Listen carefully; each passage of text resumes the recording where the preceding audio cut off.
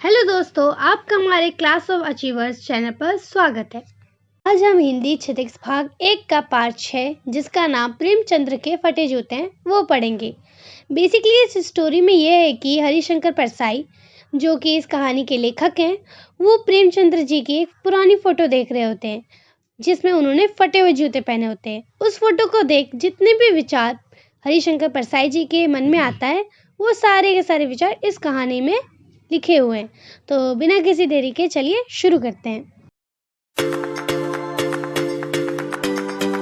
एक दिन लेखक बैठकर प्रेमचंद्र जी की फोटो देख रहे होते हैं जिसमें उनकी पत्नी भी साथ होती है।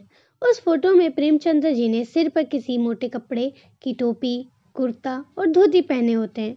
उस फोटो में उनकी कनपट्टी चिपकी होती है, गालों की हड्डियां बाहर आई होती है, लेकिन उनकी घनी मूंछों की वजह से उनका चेहरा भरा भरा सा लगता है।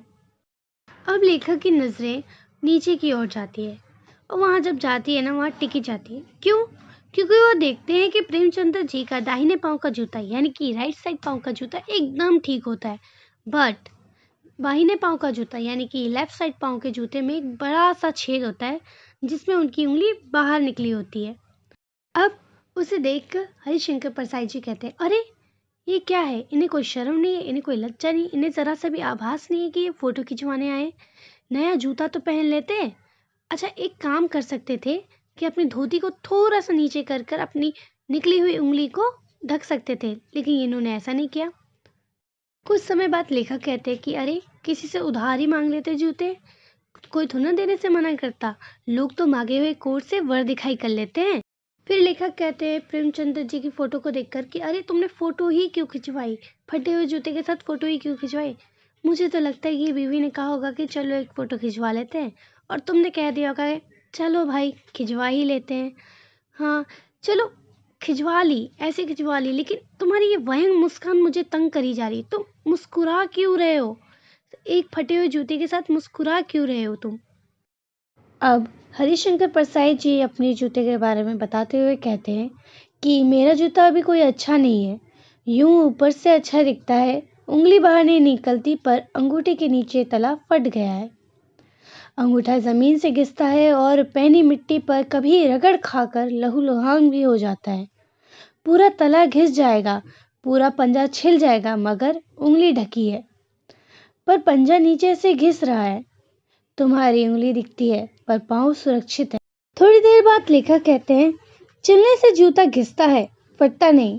तुम्हारा जूता कैसे फट गया? मुझे लगता है तुमने किसी सख्त चीज को ठोकर मारते रहे होगे। कोई चीज जो परत पर परत सर्दियों से जम गई है, उसे शायद तुमने ठोकर मार मार कर अपना जूता फाड़ लिया। कोई टीला जो रास्ते पर खड़ा हो और उस पर तुमने अपना जूता आजमाया। देखो, यहाँ पर लेखक यह कहना चाहते हैं कि जो व्यक्ति एक ही बार में अपने प्रॉब्लम का सामना कर लिया, भले ही उसका जूता फट गया हो, मगर वो सेफ है। जूता से कुछ समझ रहे हो? इस कहानी में जूता यानी इंसान और फटा हुआ यानी कि उसकी हालत। सुरक्षित तो यानी कि सेफ ही है। फिर लेखक कहते हैं, जब भी मैं तुम्हारा फोटो देखता हूँ तो मुझे तुम्हारी ये व्यंग मुस्कान और तुम्हारी इस उंगली का इशारा समझ नहीं पा रहा हूँ। तुम हंस किस पर रहे हो? फिर थोड़ी देर बाद लेखक कहते हैं, मैं समझता हूँ, तुम्हारी इस व्यंग मुस्कान का इशारा भी समझता हूँ, तुम्हारी फटे हुए जूते की उंगली का इशारा भी समझता हूँ। तुम मुझ पर और उन पर हंस रहे हो जो उंगली छिपाए और तलवा घिसाए चल रहे हैं। तुम कह रहे हो, मैंने तो ठोकर मार मार कर जूता फाड़ लिया और उंगली बाहर निकल आई, पर पाँव बचा रहा और मैं चलता रहा। मगर तुम तो उंगली को ढकने की चिंता में तलवा घिसाते ही चल रहे हो। अब तुम चलोगे कैसे? देखो, जो व्यक्ति अपनी बनाई हुई इज्जत यानी कि दिखावेपन को बरकरार रखने के लिए जो भी कार्य करता हो, वो व्यक्ति जिंदगी भर घिसता ही रहता है, अपने तलवे छिलवाता ही रहेगा, पर जिसको कोई फर्क नहीं पड़ता वो सुरक्षित। तो यहीं पे पाठ खत्म होता है। मुझे आशा है कि आपको पाठ बड़ी खूबसूरती से समझ आया होगा। अगर वीडियो अच्छी लगी होगी तो लाइक करना मत भूलिएगा, क्योंकि बहुत मेहनत लगती है। सब्सक्राइब भी कर दीजिएगा, कोई पैसे तो नहीं चाहते। चलिए फिर मिलते हैं अगली वीडियो में, तब तक के लिए बाय, थैंक यू।